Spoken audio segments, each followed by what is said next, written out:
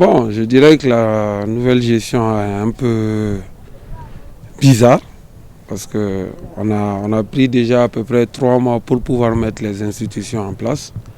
Le Premier ministre, le vice-président, le gouvernement et enfin le CNT qui a du mal à être installé parce qu'il y a des problèmes avec le règlement intérieur.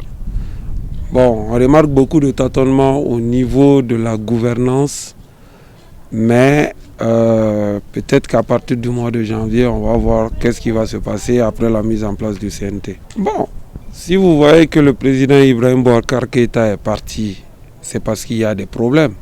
Ces problèmes doivent être réglés. Bon, la majeure partie des problèmes ne pourront pas être réglés par cette transition, mais il y a des problèmes constitutionnels, des problèmes structurels au niveau des élections qu'il va falloir régler et vite pour éviter d'autres problèmes à l'avenir pour la mise en place d'un nouveau gouvernement à la fin de la transition. Et il y a le problème sécuritaire aussi qu'il faudra beaucoup régler. Et au niveau de la justice, je pense qu'il est temps au Mali qu'on commence à arrêter ceux qui bouffent le denier public. C'est le moment de le faire et sans ça, rien ne changera. Et sans ça, on ne pourra pas dire que le président Ibrahim Boubacar Keïta est parti pour quelque chose.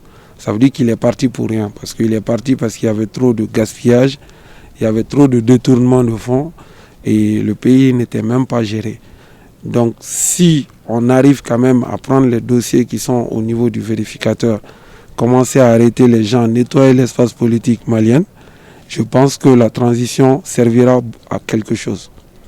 Tout d'abord, on est toujours dans la phase de l'observation, mais ce qui est là, on est vraiment toujours à une entente qui n'est pas à la hauteur.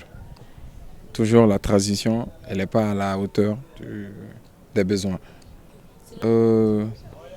C'est vrai, quand on parle de crise, il faut d'abord reconnaître la crise. On est en crise. Maintenant, si on reconnaît que ça ne va pas, c'est la recherche de solutions. Et une recherche de solutions ne peut pas se faire sans un consensus. Il faut qu'on se parle, il faut qu'on s'écoute et surtout, le plus important, c'est s'entraider. C'est vrai, le groupe qui est à la transition et nous qui sommes le peuple, on doit travailler ensemble. Eux, ils peuvent voir, ils peuvent tracer des chemins, mais nous, on doit les accompagner, mais pas vouloir les mettre le bâton dans les roues parce que mon équipe n'est pas à cette place, non, mon équipe n'est pas à cette place.